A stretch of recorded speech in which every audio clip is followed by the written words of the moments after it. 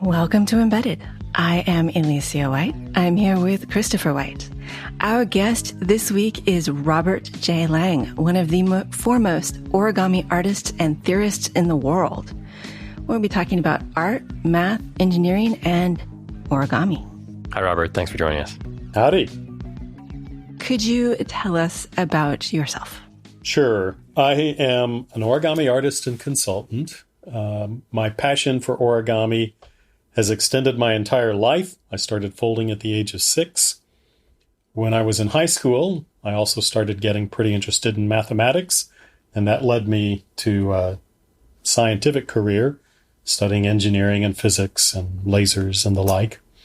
And after a while, I had the idea of putting the two together, math and origami, and each has enriched the other. And so now I've been a full-time origami artist and sometime consultant on math and technological things relating to origami for about 20 years. I'm a little jealous. I think the listeners have heard me talk about origami, but not on the level you do it. We'd like to do lightning round where we ask you short questions and we want short answers. And if we're behaving ourselves, we won't say why and how. And what about step 47? What's your favorite equation? What's my favorite equation? It varies over time, but my favorite right now is the equation that gives the fold angle as a function of length along a curved fold. It's a beautiful equation, and it comes from a solution to a nonlinear differential equation. Around a curved fold? Yes. Yes. All right, well, we can just talk about methods for solving nonlinear differential equations now for the rest of the No. Yes, that's definitely going to bring in a big audience. It's fine. It's all about me, really. I mean, they know it's all about my interests. What is your favorite fold? Again, that varies. But I'm going to have to say it's the spread sink fold, which is where you flatten a middle point by spreading the edges. And there's just something very satisfying as you spread the edges and that point disappears into smooth flatness. I'm so glad you didn't say closed sink. I use a lot of those. I inflict them on my fans, but they're hard. So that makes it difficult to make them a favorite. This next question is not mine. It's definitely Alicia's. How long should practice origami pieces be allowed to sit on the table before being disposed of? Follow up, how full of your house? As long as you like them. Actually, this depends on whether you have roommates or not. If you're answering only to yourself, hey, keep it there forever. But, if a roommate's got to look at this crumpled or semi-crumpled mess, then you might show a little consideration and get rid of it after a little while. What's your favorite paper? Origamido paper. It's paper that's made by an origami artist and paper maker, master at both, Michael LaFosse and his partner Richard Alexander. And it's thin and strong, takes a crease wonderfully, has a beautiful texture. Just everything about it is fun to fold. All right, one more. What is your favorite laser wavelength? Favorite laser wavelength? Boy, that's tough because I've played around with so many. But I'm going to have to say 980 nanometers. That's the wavelength of pump lasers. It was my company's main product. It was what made my company successful when I was doing lasers, and it was what allowed me to become an origami artist full-time professionally. So I give it a lot of points. All right. So as you mentioned, you did start out in tech with semiconductor lasers and optoelectronics? That's right. Which everyone knows what semiconductor lasers and optoelectronics are, right? Well, I do. But all right, maybe we should have you explain that before we get to my origami questions. So just really quickly, a laser is a device that produces very pure concentrated light. They can be made from many materials. but you can make them from certain kinds of semiconductors like microchips, and that's the kind that I worked with. And optoelectronics is just the field of everything that mixes optics, light, with electronics, electricity. And the cool thing about semiconductor lasers is for a long time you had to have, big apparatus, right, with flash bulb pump things into these giant lasing mediums. Cooling things. Getting them down to diodes and things was a big advance, right? It was huge. And the kind of funny thing is the first semiconductor lasers actually came along just a few years after the first lasers of any sort, back in the 1960s. But they weren't practical devices, long-lived, robust, and so forth, until getting somewhere into the late 1970s, early 1980s. And of course, and now they've taken over. They're everywhere, taken over the world, and they're in laser printers. They're in. They're even in now some of the smartphones used to do facial scanning and the like. So they're quite ubiquitous now.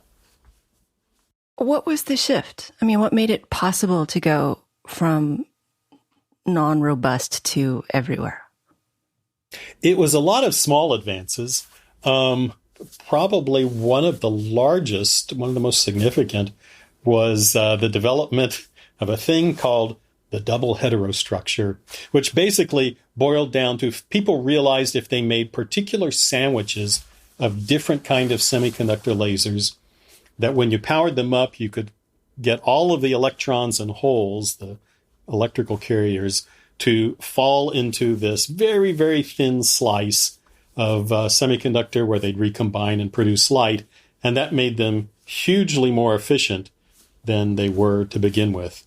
And then after that, it was just a lot of manufacturing iteration over the years to find out the reasons that made them die quickly and eliminate those reasons, make the materials purer and the crystal structure have fewer defects, and all these things piled up to the point that they eventually became very robust and long-lived indeed. One of the interesting things I remember when I was an undergraduate, one of my professors who was one of the inventors of one of these big ion lasers, the big tubes with high voltage power supplies. And I remember him talking about how even though people could make these semiconductor lasers, there was just no way they'd be able to get the price down to match the price of the helium neon, the glass tube lasers that were in grocery store scanners, because those could be made for as little as $30. and of course, now the semiconductor lasers are made for pennies. Okay, so you were doing this, your patents and lasers and optoelectronics and all of the fun stuff, and then you were doing origami on the side? Or was it just sort of a after work, play with your hands hobby? Well, it was on the side. I would say it was much more than a hobby. It was a real passion. So, but yes, it was after work, nights and weekends. I'd been doing origami my whole life, started by folding designs from instructions by other people, but after a few years, started creating my own designs. And that was what really hooked me. The creation of new things that had never existed before. And so I did that, and I wrote up instructions for my designs, and I wrote several books, what I call recipe books, collections of folding instructions for some of the things that I'd come up with over the years. So this was a real passion, but it wasn't a job. It was, I guess, a hobby. I mean, it was a hobby that made money, so it's more than a hobby then. Yeah, although origami books don't make a lot of money. So it brought in a little extra cash on the side, but it wasn't a big money maker. And that wasn't my motivation. Actually, it's never been my motivation for doing origami. It's wonderful that now it can be my full-time job.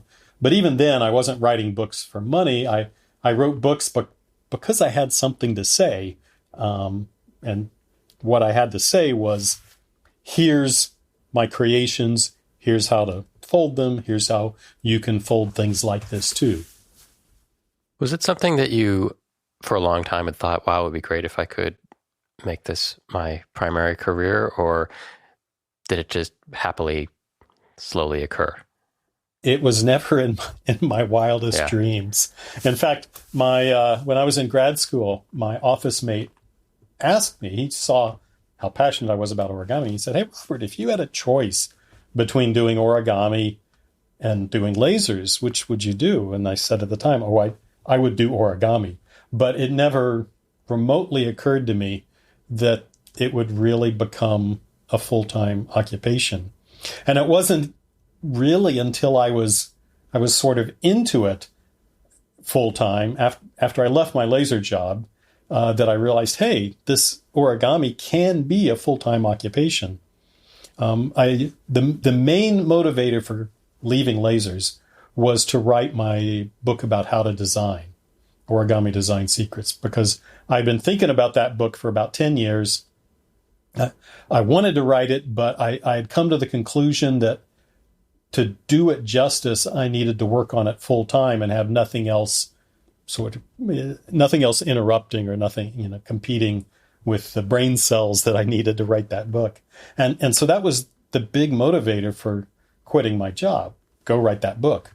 But then once I started doing that, I also started following up on all the leads and opportunities that I had let go by when I had a full-time job. And after a few years, found that I had enough opportunities, enough work in the laser and the origami field that I could just keep doing that forever. And so kind of got the best of both worlds. I got to do what I loved and get paid. And I think anyone who can do both of those is pretty darn lucky. What do you get paid to do?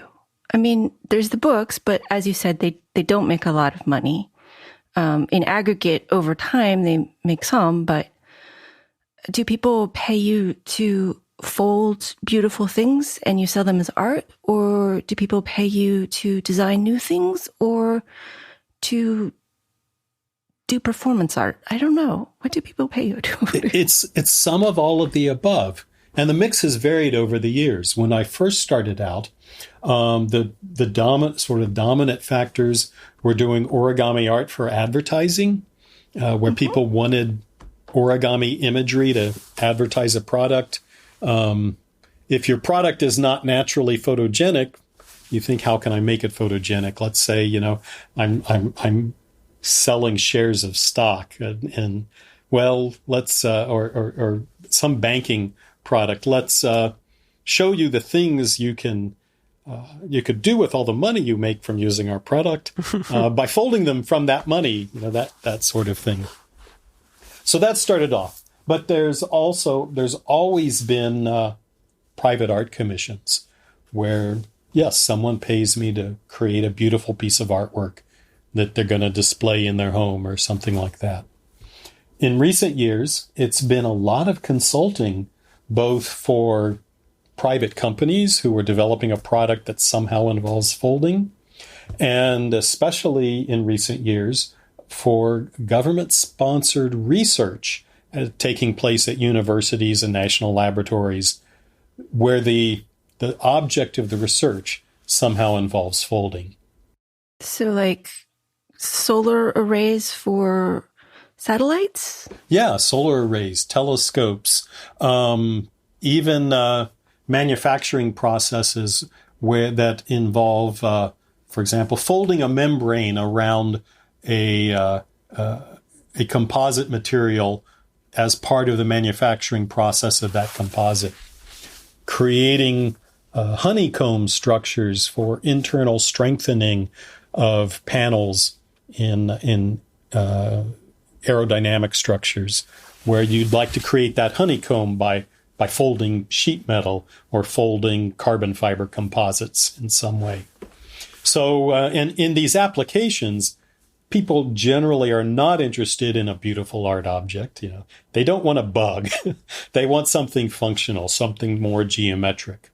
But the folding and the mathematics of folding doesn't know or care what you're using it for. So we can use math to create beautiful animals. We can use it to create extremely stiff, strong mechanical structures.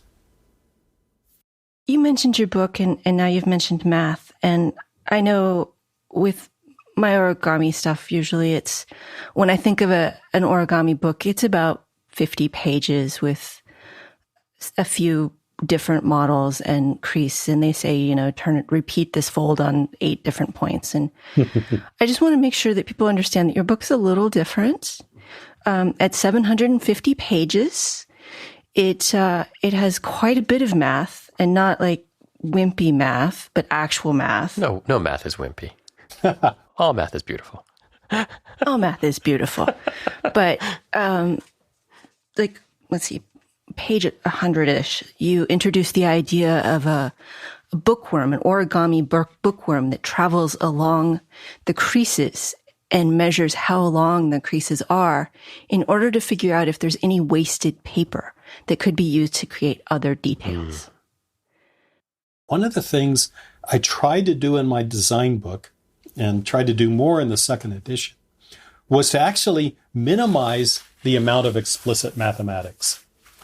And so instead of writing an equation that says, let f of x be the metric geodesic between points p sub 1 and q sub 2, I tried to actually use more intuitive analogies like a bookworm that's crawling from one point to another.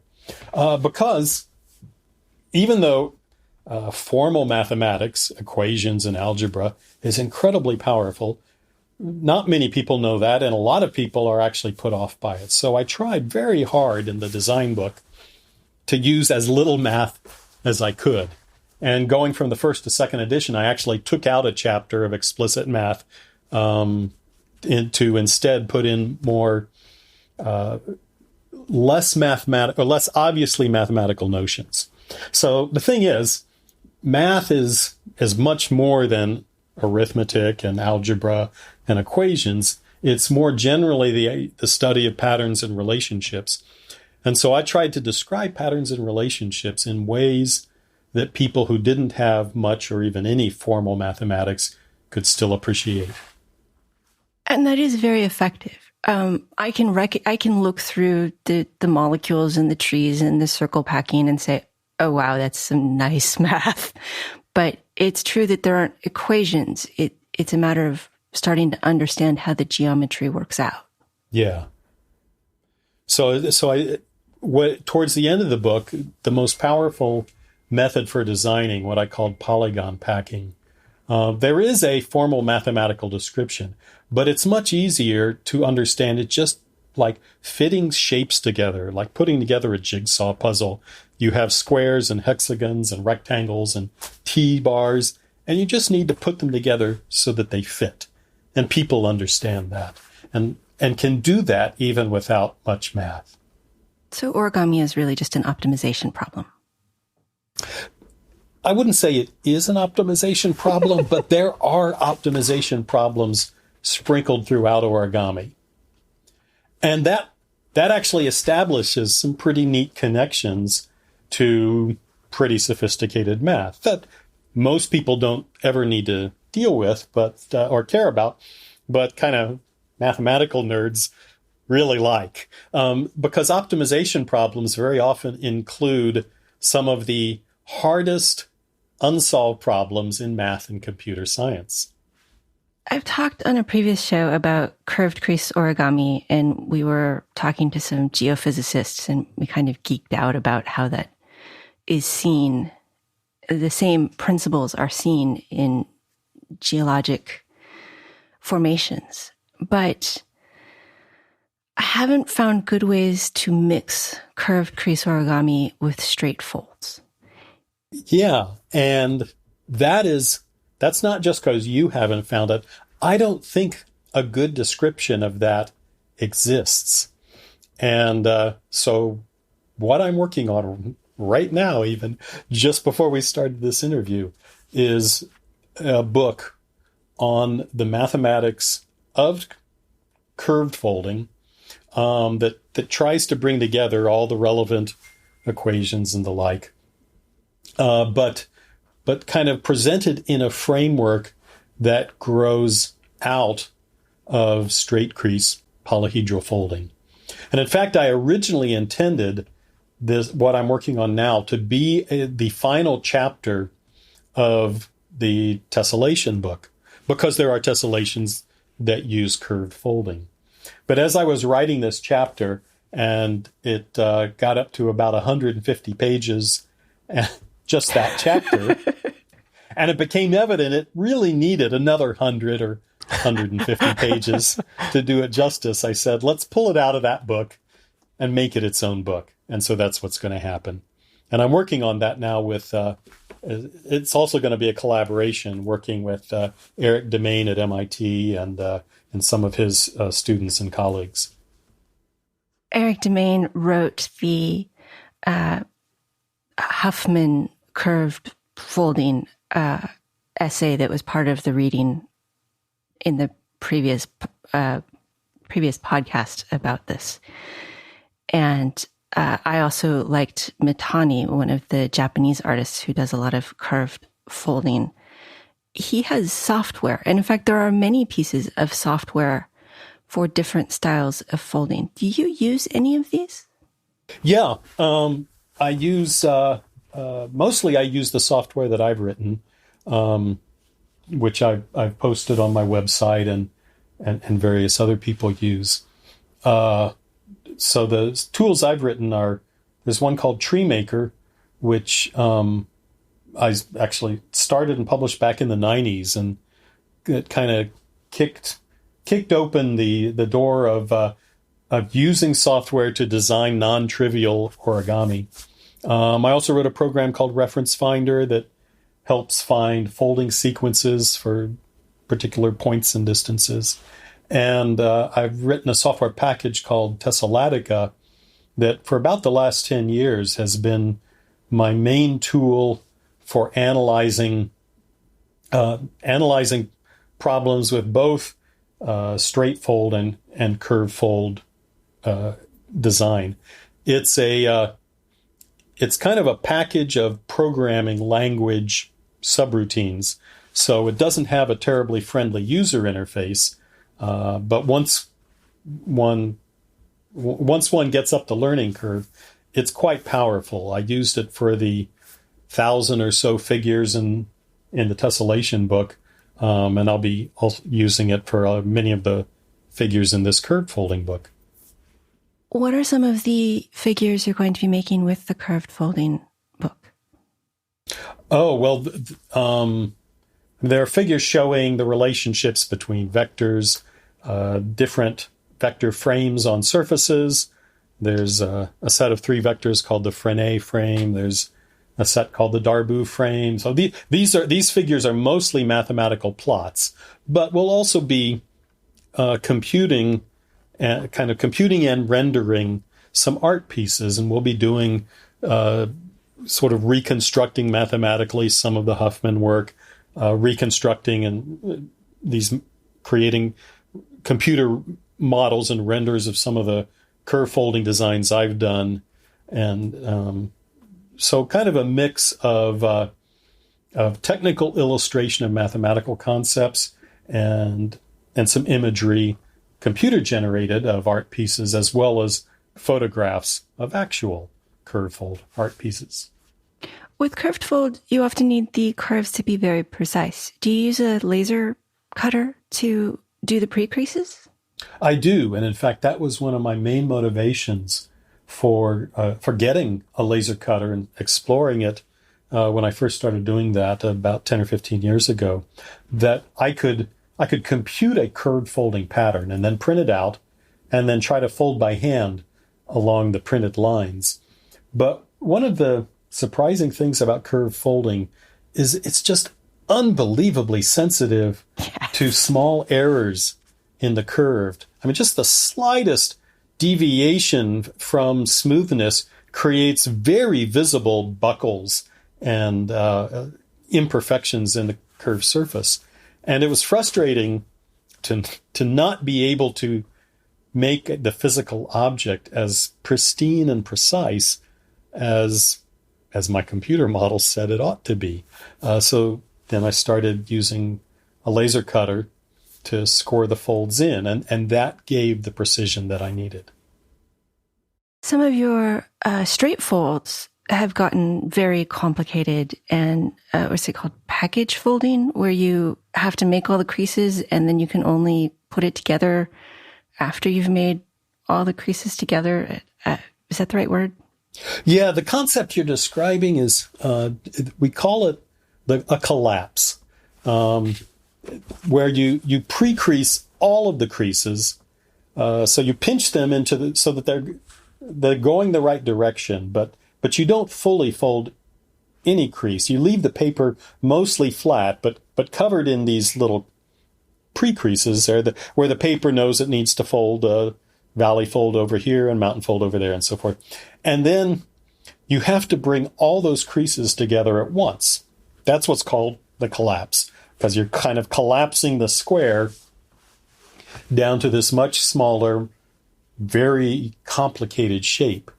And a surprising development, a side effect of the development of mathematical methods of design, is that most mathematical designs don't have a step-by-step folding sequence. It's actually very rare in the larger mathematical landscape of possible folds. And it's surprising because, well, every origami book, for 100 years showed a step-by-step sequence. And people just naturally thought, well, every origami design should have a step-by-step sequence because everything we'd ever seen did.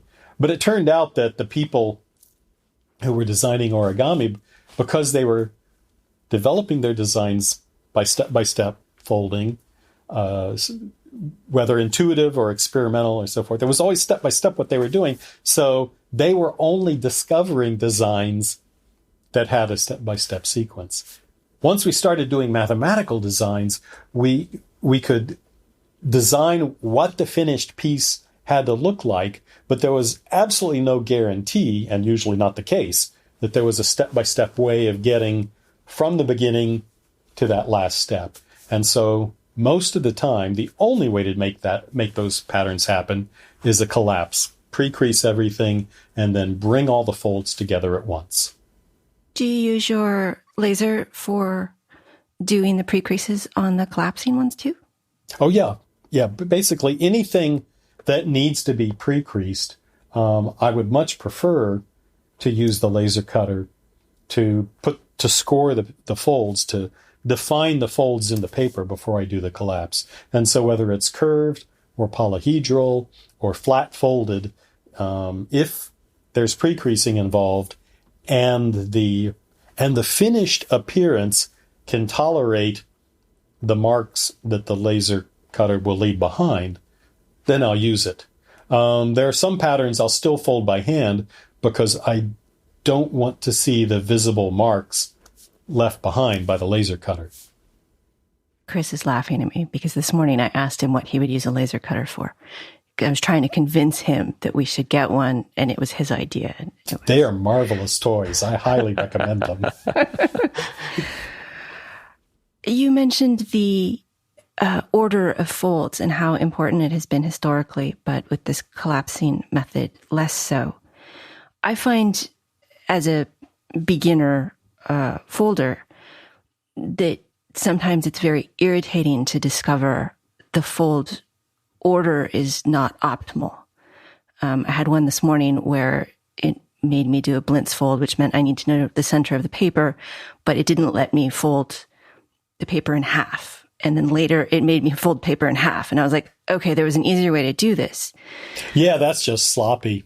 I hope it wasn't one of my designs. No, it wasn't. I mean, when we write a recipe book that has step-by-step folds, I think this is pretty true of most origami authors, that we do try to find sequences that are efficient and even interesting. Where you do in the early steps, you create all the reference points that you need later on, and you make extra folds if you need a reference later on. You don't make reference folds that would leave marks in visible parts of the paper where you don't want them.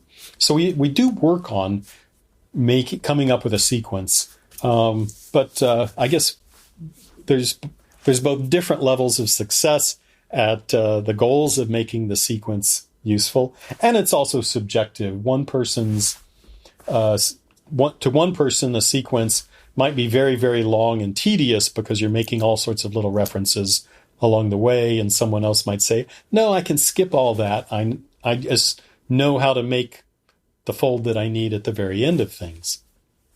It is tough. I mean, do you do all of the little tweaks as you go along, or do you save them all to the end so you have if like you have an elephant, do you curve its trunk when you're working on its trunk, or do you wait until the end, because then at least you end up with a basic elephant before you start messing with things? Exactly.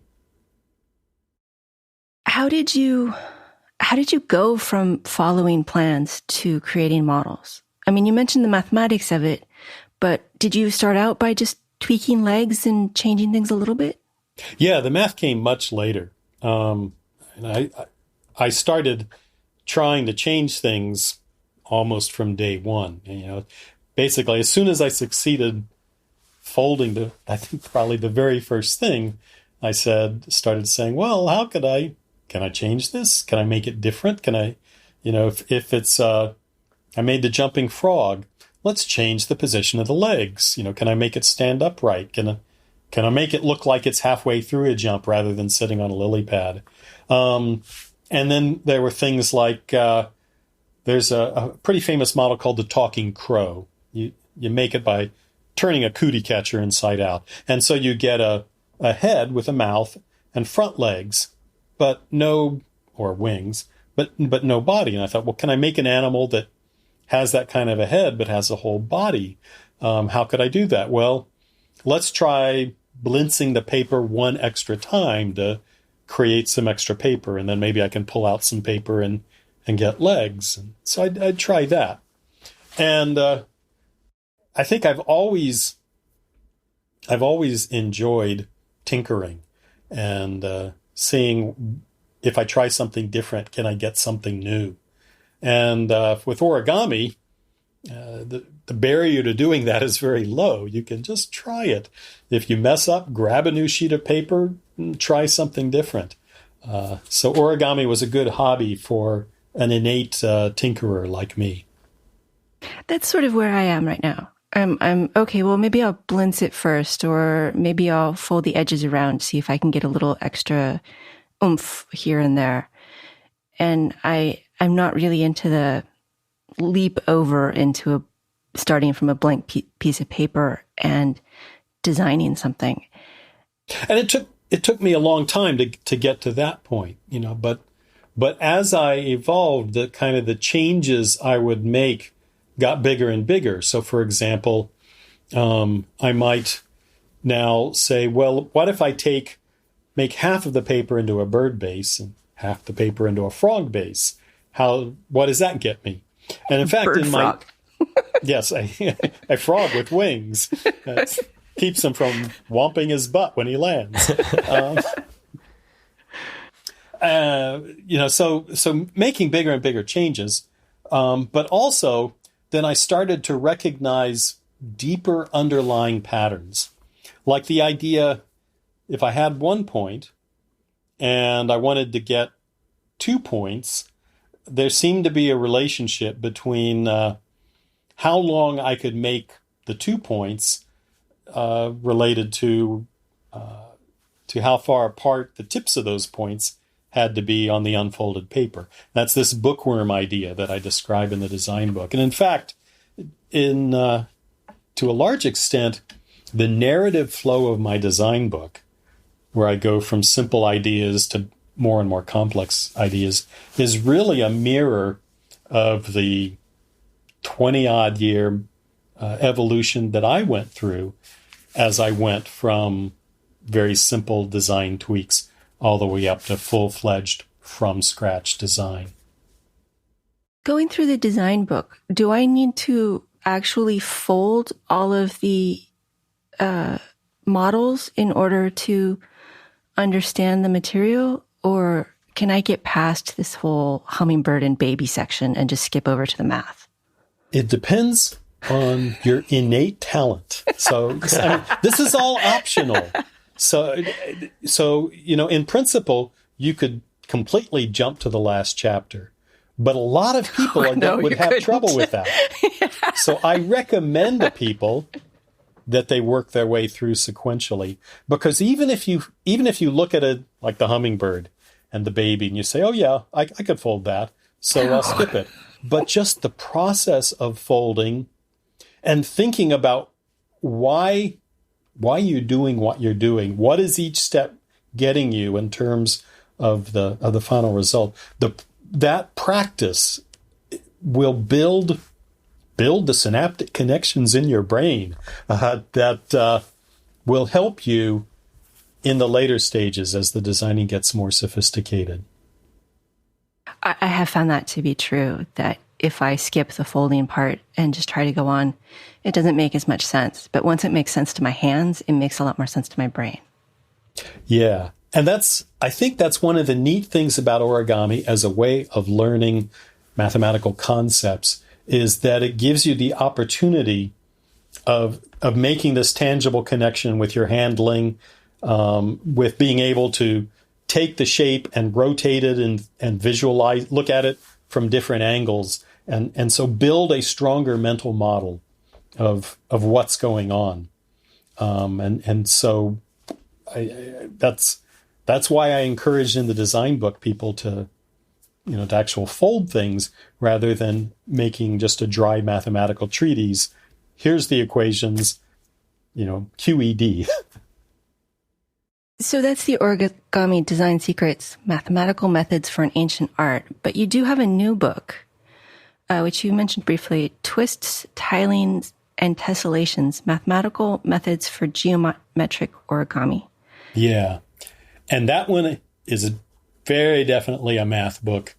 And there's no way of avoiding formal math. So to do this kind of geometric origami, you pretty much have to approach it using formal mathematics. So what I tried to do was present the mathematics that people need, but just the math that they need, and give it in context of visible shapes, so you can see what the equations are describing, and also classify the math for one's educational level, because there is a lot of origami design that could be done with just early high school math. Even a lot of tessellations, amazingly beautiful things. You do need some math, but only a little. And so I labeled every chapter with 1, 2, or 3 stars, depending on the level of math that's needed, so people will know what's reasonable to ask of them. I mean, if you've had early high school math, the chapters that are 1-starred, I think you ought to be able to take those on. Yeah, I mean, you will learn new things. It's not necessarily going to be super easy, but it's not totally out of the question for you. Whereas a 2-star chapter, which requires more like trigonometry, someone who doesn't know trig, they're not going to have a chance of doing that work. So I say skip those chapters if you're a 1-star person. But if you do have trig, then there's a broader family of designs that you can create. And finally, the third level is undergraduate engineering math, and that's the most advanced math in that book. But people who have that as basic background would be able to set up, design, and one would hope fold pretty much everything that's described within the book. I don't have this book, but I'm looking at its table of contents in Amazon. And chapter 1.6 is vector formulations of vertices, including translation, rotation, and reflection. And that's a 3-star section. So it's not that chapter 1 is all 1 star, but each chapter has subsections, and they may have 1, 2, or 3-star subsections. So I think that is the 3-star subsection of chapter 1. But if you're a 1-star math reader, you skip that and you go on to chapter 2 and you're back to 1 star again. This is very much a textbook. Yes. Where are they teaching origami as a class? And where can she sign up? I mean, I think Domain is at MIT, but is anybody else teaching origami as a class? Not that I know of. One of my colleagues has been after me to teach an origami course at my local university, and my excuse for putting him off was that I needed a textbook to teach out of. And now that I've written that book, I've kind of lost that excuse. So I will probably be in the next year or two teaching a class from that book. Other than people interested in origami, who would be the people who take the class? Undergraduate mechanical engineers? Yeah, it's people who are interested in folding. And folding shows up in a lot more than just the origami art. So the fields where they arise are both mechanical engineering, computer science, because in computer science you work a lot. It's computational geometry in particular, Eric Demaine's field. You work with manipulations of surfaces computationally. Architecture is another area because architects like to make shelters and facades and forms that are made from sheet-like material. Now we're talking about folding materials like wood and metal and concrete. But this is all, in fact, doable, and architects are quite interested in this. The counterpart to Eric Demaine in Japan, a Japanese professor of computer science and architecture, is Tomohiro Tachi.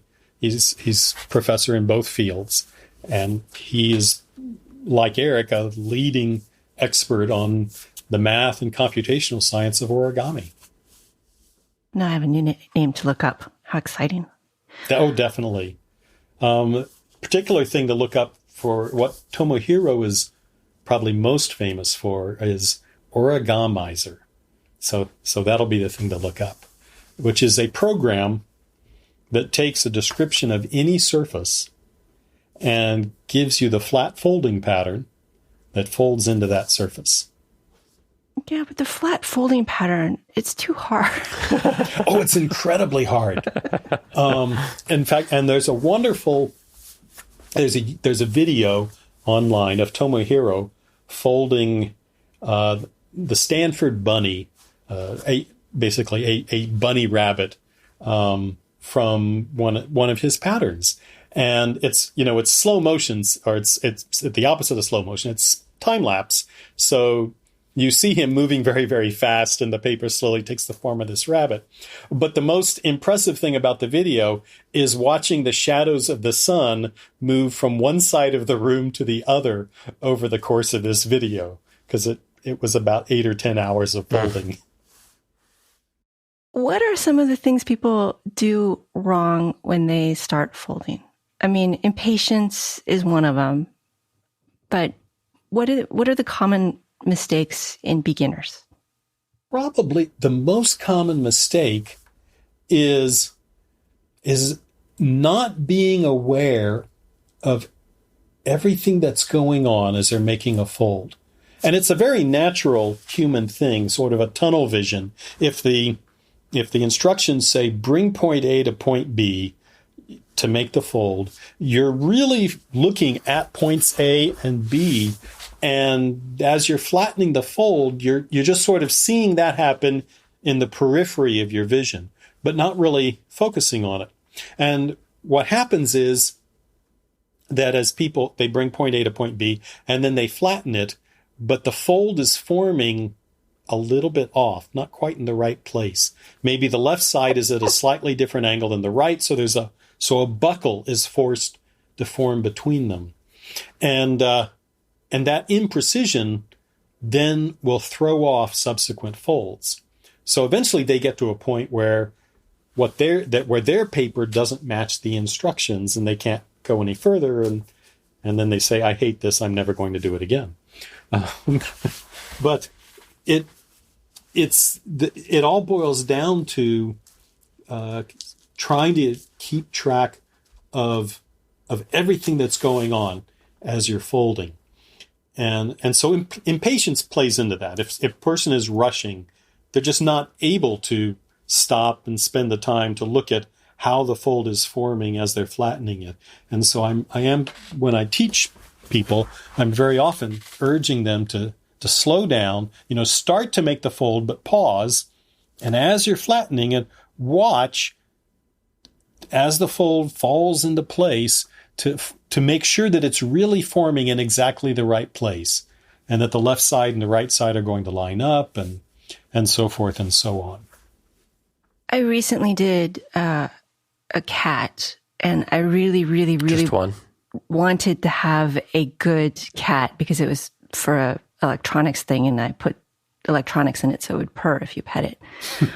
But it gave me motivation to want to get to a good cat. And I had to fold probably 50 of them. It got so that's what I would just do. I would just fold the cats as I was working on it because I was having such a hard time making the ears look right to me. And it really changed my opinions of how to do origami. The repetition made it so much easier to see these slight tweaks that if I did them in the beginning, it messed it all up. Yeah.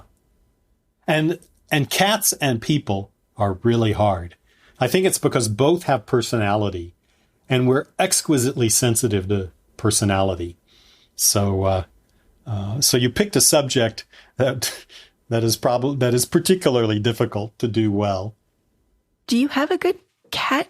I mean, I should know, but I look at your bugs more than your animals. I've done a few cats. I have one on my website that I'm sort of happy with, but I don't feel like it's a good cat, but it's not a great cat. I ended up with one of Montreal's cats, and it's an origami cat. You're not going to say, "Oh, that's a cat." You're going to say, "Oh, that's an interesting origami cat." Yeah, yeah. John has a very distinctive way of stylizing of abstracting his subjects. He's not striving for sort of a literal interpretation, in that very often the proportions of his models are pretty different, but there's a very definite kind of look to it. Part of that is what he's striving for is sort of a beautiful and interesting structure, and his structures are always really, really interesting.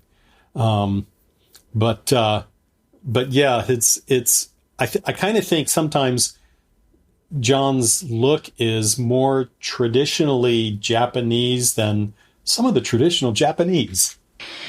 It's like computer graphics. Many of his models look like they are made of polygons. And I like it. It's a neat style. But many of yours look like they're full high-def 1080p bugs. And by bugs, I don't mean software bugs, but cicadas. And why do you like bugs so much? They're just cool. What can I say? I've always loved nature. So for one thing, they were accessible. Because growing up, I would entertain myself by going hiking in the woods and looking at the plants and animals, and bugs were always accessible. They're a little bit scary, not so much to actually be scary, but there's just that little frisson of scariness that in some people becomes full-blown arachnophobia, but they're just a little bit creepy, and that makes them attractive to sort of overcome the creepiness factor. And then they're challenging as an origami subject, especially back in the 70s and 80s. The hardest thing to design were considered to be bugs, insects, spiders, arthropods, because they have long, skinny legs and lots of them. Yes. And the first mathematical algorithms for design were developed in part to go after that class of subject, but also turned out to be especially good for that type of subject. Circle packing is really well suited to bugs and insects and arthropods. It's less suited to blobby things, like elephants or geometric shapes like cubes and rectangles and buildings and cars. But it's really, really good at insects and spiders and the like. Can you describe circle packing? Yeah, the basic idea is that every appendage, like an arm or a leg, is represented on the unfolded paper as a circular region. And you can, I think, get the idea of why that works by considering an umbrella. That when an umbrella is closed, it's a long, skinny shape. That's the leg of an insect. But when you open an umbrella, when you unfold it, it becomes a great big circle. And so you can imagine if I want to make a shape that has, let's say, 6 long, skinny legs, each of those legs is like a little umbrella. And when I open it, each is going to become a circle. And so I need to figure out where on the paper all those umbrella circles go in such a way that they don't overlap, that I'm not asking the paper to be in 2 different legs, that every bit of paper is either in one leg or another leg, or is somehow in between. And that's the basic idea of circle packing, is simply packing those umbrella-like circles into a square in such a way that you make them all as big as possible, so you don't have a lot of leftover paper, but they still all have to fit in the square without overlapping. That's a wonderful description. I'm really impressed, because for me, it would have been 2.5 hours later. I would have still been saying, well, and then. So I appreciate that. Okay, I wanted to go on to a couple of questions that I have about origami. As opposed to what the previous hour has been. This is where we get into the private lesson, eh? Wet folding. Yeah. I know you do wet folding, and I know that the first time I tried it, I quickly realized that wet did not mean soaking. Yeah. But how does wet folding work? Do I crease it before wetting or after? And how wet is wet? So the first thing to know is there is actually 2 distinct styles of wet folding. There's what you do with thick papers and what you do with thin. And they're completely different, or very different. That makes sense. The classical wet folding is thick paper wet folding. That's kind of the technique that Yoshizawa developed. And there, you dampen the whole paper before you start folding. But the craft of doing it, the trick, is to get the paper to the right level of dampness. So it sounds like you discovered, if it's too wet, it doesn't work. The paper is floppy, it rips easily. As you fold it, the fibers come up and get fuzzy, and it's just a disaster. Well, I mean, the fuzziness can look really cool if you do it right. Yeah, but if you do it right, it's a very narrow range. So generally, you don't want that. And so the goal is to get the paper to a state that, when I teach classes on this, I describe it as leathery. The paper, if you hold up a sheet of, let's say, Mi-Tints, pastel paper, and you shake it, it rattles. And then if you dampen it, that actually will, and then shake it, it changes the sound. The rattling goes away. And so when I teach this class, I actually teach people to listen for the level of dampness in their paper, to dampen it to the point where the rattling has gone away, but it still has some resistance to being folded. So you want the paper to have some resistance to being folded, but not to be so stiff that a fold cracks the paper. And getting the paper to that level of wetness just requires practice and experience. You have to try it, and eventually you recognize when you're borderline too wet or borderline too dry, and then you know how to keep redampening it as you're folding it to hold it at the right level of dampness as you're folding the shape. Do you use a hairdryer to make it dry faster so that you can put in curves and personality, or do you tape it? I do use tape most of the time because I live in California, and California is so dry. I don't need to accelerate the drying.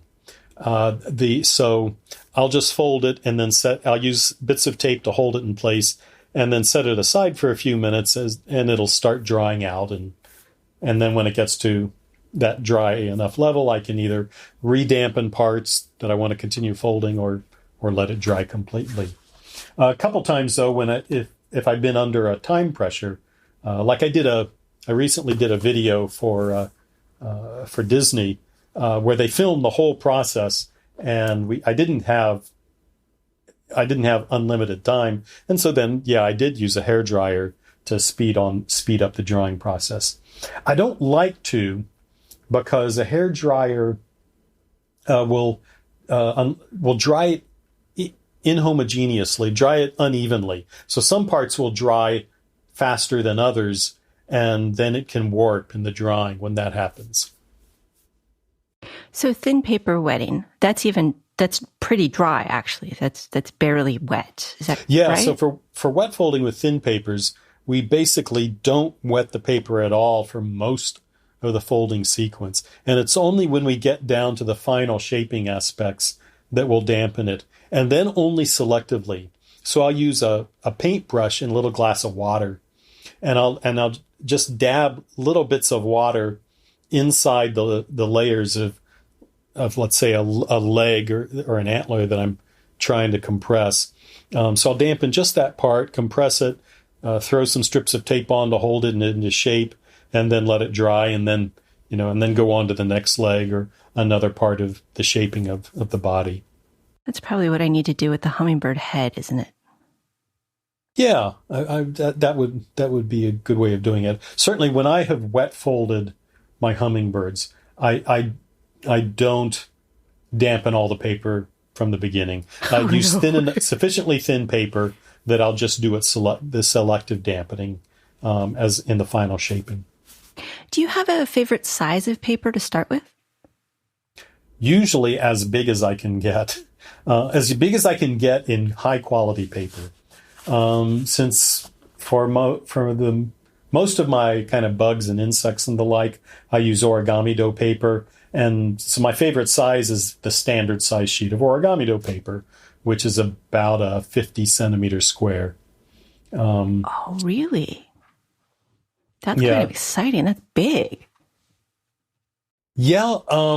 I think because pre-cut origami paper comes in 15 and 25 centimeters, there is this presumption sort of that that's the size one should use.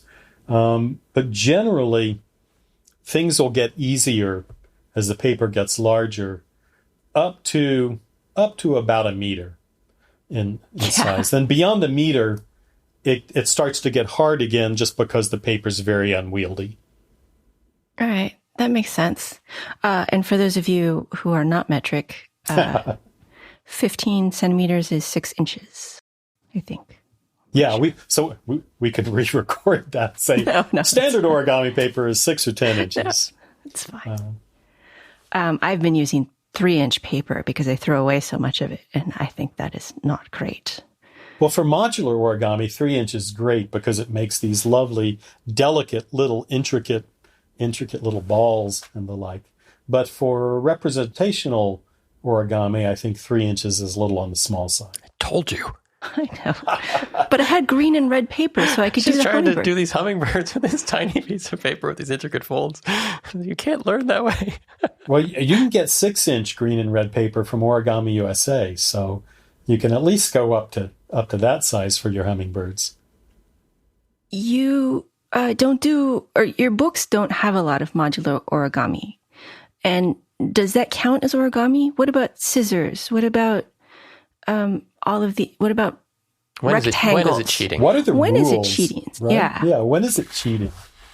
So, since there is no governing body of origami, there is no, and there are no sacred holy books, except for mine, perhaps. But in fact, there are no sacred holy books. So there is no objective answer to what the rules are or what's cheating. So really, everyone is free to decide what rules they want to play by, and we're free to decide what we want to call origami, because yes, the word origami is Japanese, but it was only in use for about 100 years, and during those 100 years, it only applied to the traditional designs. It certainly was not applied to the tens of thousands of modern designs. So we have to say, well, when does something qualify as origami?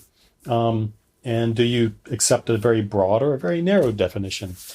I accept a broad definition. I say origami is an art form in which the primary means of creating the shape is folding.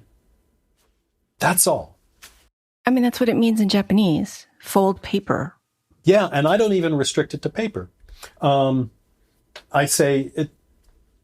So if you are folding polymer, tortillas, metal, wood, those I think are all forms of origami if folding is primary. So that means I don't stipulate whether it has to be a square or some other shape, whether you can use cuts, whether you can use more than one sheet of paper. So by my definition, modular origami is definitely a form of origami when folding is primary. There's a certain style of modular origami that uses really simple little triangles and puts hundreds of them together to make shapes like pineapples. And I kind of feel like that's borderline. If I'm not going to try to put it on one side of the line or another. Personally, it's not interesting to me, so I won't go down that path. But if someone wants to call it origami, and some people do, I won't say, no, you're not allowed to, because it really is a personal choice. So, in terms of tools, you mentioned scissors. Certainly, even the most ardent traditionalist who's using square paper was using cutting tools to cut the paper to square. And if you want to cut it to square, you want to cut it to some other shape. If you want to put slits in the paper, which is very traditionally Japanese in the senbazuru orakata, folding of 10,000 cranes, that uses scissors. So sure, scissors are allowed if they allow you to create the art. Other tools, bone folders, tweezers, laser cutters, even the little pair of optical tools that I sit on my nose so that my 50-year-old eyes can see fine, intricate folds. Yeah, those are tools too. You have a book on action models, which are things that move. Let's see, the book is Origami in Action, Paper Toys That Fly, Flap, Gobble, and Inflate. Does math apply there? How do you figure out how to make things move as well as design them in the origami software? So math definitely applies there, although it didn't to anything that was in that book at that time. I wrote that book in the late 1990s, and so the designs were some of my own designs I knew of by other people that I especially liked. And I don't think anyone used explicit math to design those objects. But the mechanisms that make things move are very much things that can be described well by mathematics. And there is, over the last 10 years, there's been an explosion in the field of mechanical engineering, of the mathematics of origami mechanisms. How you design and describe folding mechanisms that either come from origami or are inspired by origami or are explicitly origami. And the mechanical engineers are studying and describing them not because they want to make monkeys that clap their hands, but because they want to make solar arrays that deploy with 100 moving parts, but only need a single actuator to make the whole thing expand or shrink.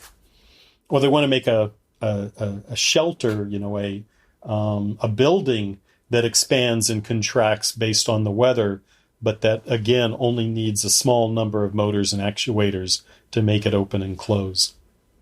How come fireworks isn't in your action model book? Because at the time I wrote it, I'd never heard of the model. But you've heard of it now, right? Oh, yeah. It's by Yami Yamauchi, and it is quite well known, and it's beautiful. And it actually illustrates a very kind of an amusing principle in the field of compliant mechanisms. One of my collaborators in mechanical engineering, Professor Larry Howell at Brigham Young University, had mentioned at one point that there were, he's a world expert on compliant mechanisms that bend, and he had mentioned there were no compliant mechanisms that underwent 360 degrees of continuous revolution. Ha, take that. and when he talks about this now, he says, but actually the origami people had been doing this for quite some time. It's a neat pattern. I'll make sure and put a link to it, but it's kind of an origami fidget spinner. You just keep turning it in and out, Yes. on itself over and over again. It makes like a kaleidoscope pattern. Exactly. And it's closely related to a polyhedral structure called kaleidocycles. Oh, yeah. Okay, yeah. Are you working on more of these, I want to say action models, but action models with the mathematical tessellations, or are they very separate paths?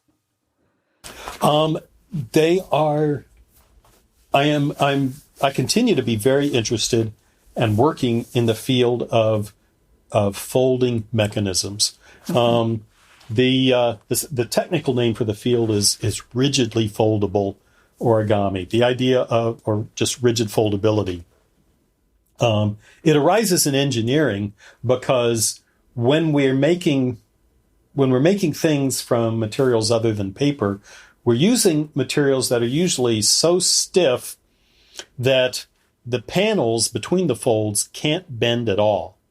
And when you fold with paper, not only are you creating folds on the folds, of course, but you're also usually sort of bending and unbending the flat layers of paper. And that allows you to do a lot more than you could if the material were perfectly rigid. Let's say the panels were metal joined by hinges. And so there's an important need in the world of mechanical engineering of being able to design folding patterns that can be made with truly rigid materials. And that's an interest of mine from both the mathematical and artistic side. So some of my recent papers in mechanical engineering journals have been on rigid foldability, designing certain classes of pattern. And some of my satisfying personal art projects are patterns that are folded based on these mathematical ideas, and in particular, folding from wood.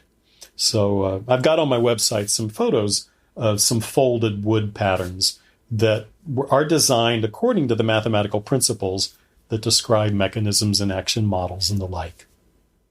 I guess I should look at your website, but is it like balsa wood that's bendable, or is it truly, I guess you said rigid folding, so. Yeah, so some of it is actually really, really rigid, like eighth inch plywood with hinges, then where the folds go. And some of it is from wood veneer that has a little bit of bendability to it because it's veneer, but I don't rely on that bending for the formation. The wood veneer is especially nice because I can laser score the folds into it. Yeah. So load a sheet of veneer into the laser cutter, score the folds in, and then fold it up, and you get a shape that's it's visually interesting from the geometry of the folding, and it's got the beauty and warmth of wood. One of the things that I liked about curved folding was the rigidity that you could get out of the model. Where does that come from? Is it because of the bending and the stresses on the paper make it more evenly distributed, or where does that come from? Well, so this is actually an area that is, if you'll pardon the term, at the cutting edge of mechanical engineering research, and that the way using curved folds can actually give you better mechanical performance than stiff folds.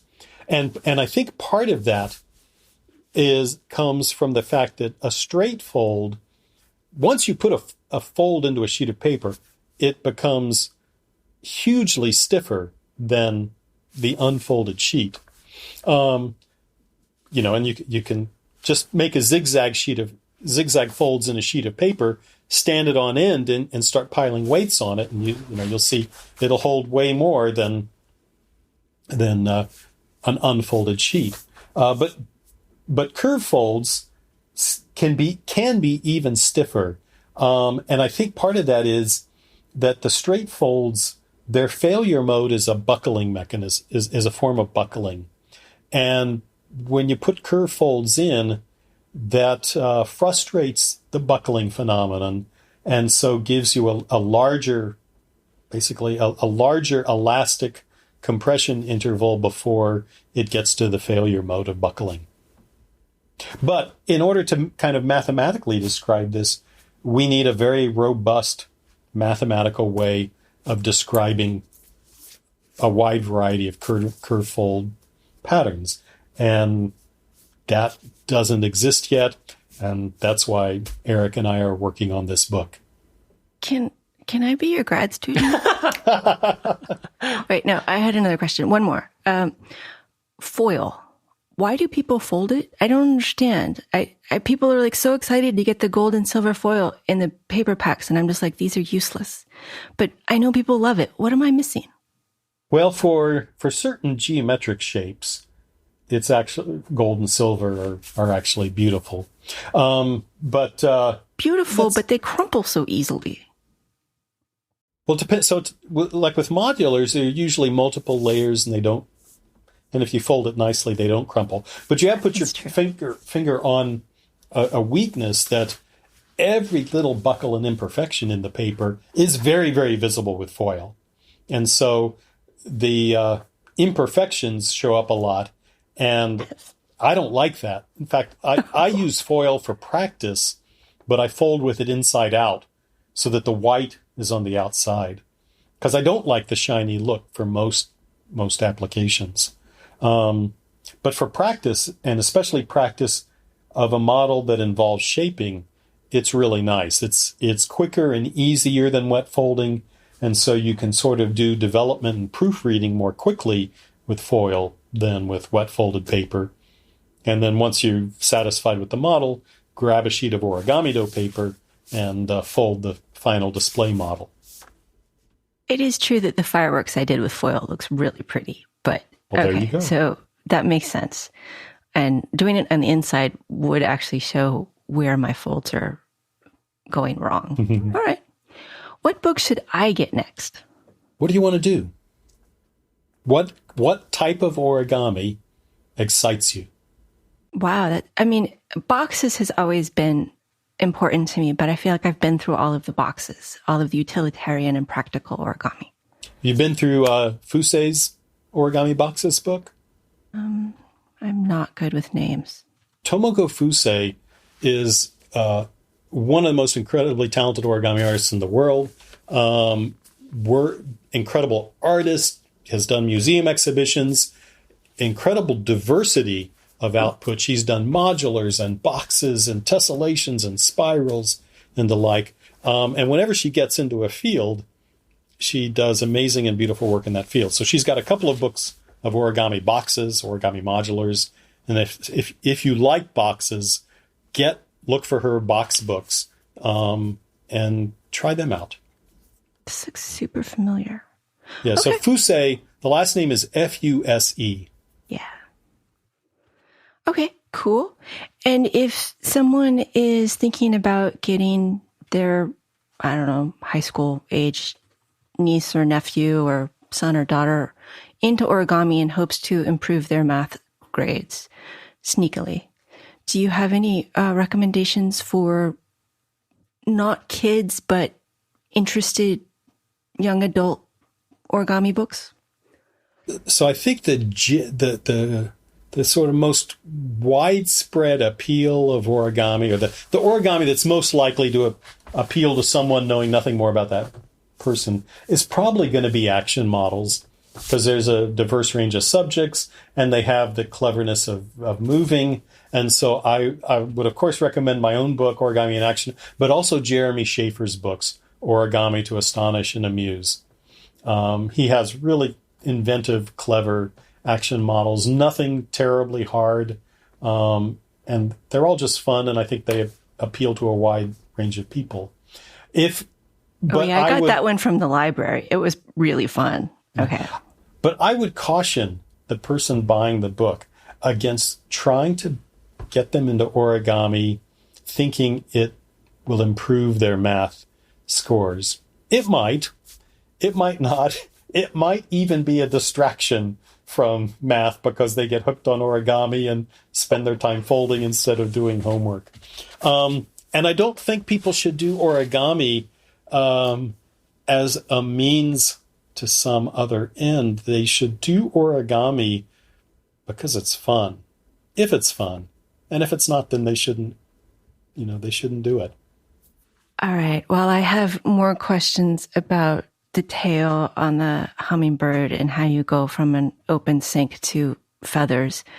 I think maybe I have kept you long enough. Robert, do you have any thoughts you'd like to leave us with? Just one, which is kind of a reflection back on the development of my, the evolution of my origami career. In going from a hobbyist to an engineer to a physicist to a full-time origami artist, all along the way, I never could have predicted any of the opportunities that came up, and or the forks in the road that I chose left or chose right.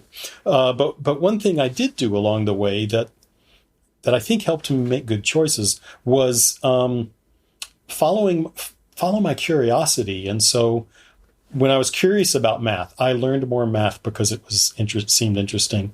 Origami, I followed my curiosity. Natural history, optics, all along I kind of followed things because they looked interesting. And that prepared me, I think, to make good choices when the opportunity came along. And it can be encapsulated in a quote, my favorite quote from a scientist, Louis Pasteur. He said, "Chance favors the prepared mind." We can't predict the opportunities that are going to be presented to us. But if we've learned a lot of diverse subjects, then we'll be prepared to take advantage of those opportunities when they come along. And that would be my final thought. Thank you so much. That's great. Our guest has been Robert J. Lang, author of many books, including Origami Design Secrets and Twists, Tilings, and Tessellations. He is an origami artist and consultant, a once and future physicist. You can find his books at your bookstore, or make them order them for you, or there's Amazon. There'll be links in the show notes. His website is langorigami.com. Lang Origami is all one word. Again, a link will be in the show notes. Thanks, Robert. This was great. It's my pleasure. Thank you. Thank you to Christopher for producing and co-hosting. Thank you to our patrons for Robert's mic. We really do appreciate you. We appreciate all of you. Thank you for listening. You can always contact us at show@embedded.fm or hit the contact link on embedded.fm. And now a quote of my own to leave you with. This one is actually from our guest. Almost any subject is suitable for an origami model, despite the stringent limitation of using an uncut sheet. Embedded is an independently produced radio show that focuses on the many aspects of engineering. It is a production of Logical Elegance, an embedded software consulting company in California. If there are advertisements in the show, we did not put them there and do not receive money from them. At this time, our sponsors are Logical Elegance and listeners like you.